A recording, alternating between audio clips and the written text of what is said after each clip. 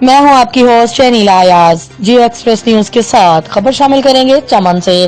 بلوچستان کا دوسرا بڑا تجارتی شہر چمن ہے جو اپنے ہی صوبے سے نکلنے والی گیس سے محروم ہے۔ لوگ سردی کی موسم لکڑی اور کوئلے کا استعمال پر مجبور ہیں۔ مزید تفصیل دیکھتے ہیں آپ بیورو چیف حبیب اللہ اچکزئی کی اس رپورٹ میں۔ بلوچستان میں دوسرا تجارتی شہر چمن وہ بدقسمت شہر ہے جو اپنے ہی صوبے سے نکلنے والی گیس سے محروم ہے۔ 70 سال سے حکمران صرف گیس لانے کے وعدے کر رہے ہیں۔ چمن شہر میں قدرتی گیس کی سہولت نہ ہونے کی وجہ سے لوگ ایل پی جی گیس لکڑی اور کوئلہ جلانے پر مجبور ہیں۔ شہریوں کا کہنا ہے کہ ایل پی جی گیس لکڑی اور کوئلہ کی قیمتوں میں بھی اضافہ ہوا ہے۔ ایل پی جی گیس فی کلو 140 روپے، لکڑی فی من 750 روپے اور کوئلہ فی بوری 2000 روپے میں فروخت ہونے لگا ہے۔ شہریوں نے حکومت سے مطالبہ کیا ہے کہ ہمیں گیس کی فراہمی کو یقینی بنایا جائے۔